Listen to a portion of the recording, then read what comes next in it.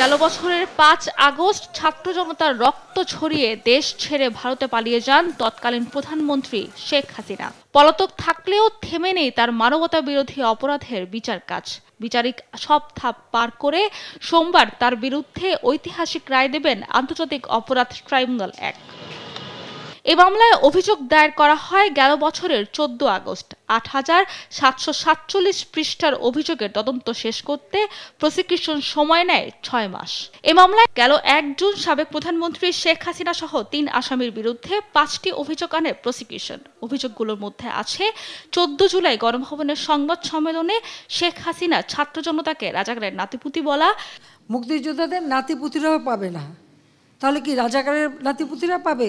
Helicopter থেকে গুলি, প্রাণঘাতী অস্ত্র ব্যবহার করে আন্দোলনকারীদের নির্মূলের নির্দেশ, রংপুরে শিক্ষার্থী আবু সাইদকে গুলি করে হত্যা, চাংখারপুল এলাকায় ৬ জনকে গুলি করে হত্যা এবং আশুলিয়ায় ৬ মরদেহ পুরানোর অভিযোগ। ভিগো ওয়্যার গার্ড, প্রয়োজন মতো বাঁকানো যায়, অধিক চাপেও ভাঙে না। ভিগো। গেল ১০ জুলাই থেকে ২৩ অক্টোবর ৩ মাস ধরে চলে সাক্ষ্য গ্রহণ, যুক্তিতর্ক ও পাল্টা যুক্তি উপস্থাপন। এই মামলায় সাক্ষ্য দেন ৫৪ জন। প্রসিকিউশনের পক্ষ থেকে উপস্থাপন করা হয় জুলাই আন্দোলন দমনে শেখ হাসিনার হত্যাযজ্ঞ চালানোর নির্দেশনা সংক্রান্ত ফোনালাপ এবং বিভিন্ন তথ্য উপাত্ত। প্রসিকিউশনের প্রত্যাশা সর্বোচ্চ সাজা হবে শেখ হাসিনা ও আসাদুজ্জামান খান কামালের। অপর আসামি সাবেক আইজিপি চৌধুরী আব্দুল আল মামুন রাজসাক্ষী হওয়ায় তার বিষয়ে সিদ্ধান্ত নেবেন আদালত।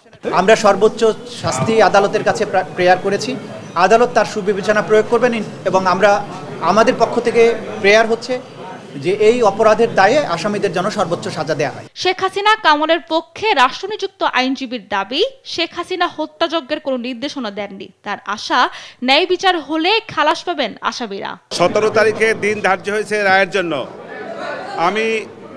আমার প্রত্যাশা আমার ক্লায়েন্টরা খালাস পাবে।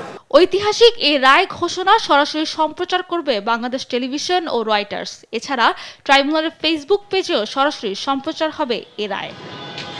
সাবরিনা মজুমদার, দেশ টিভি, ঢাকা।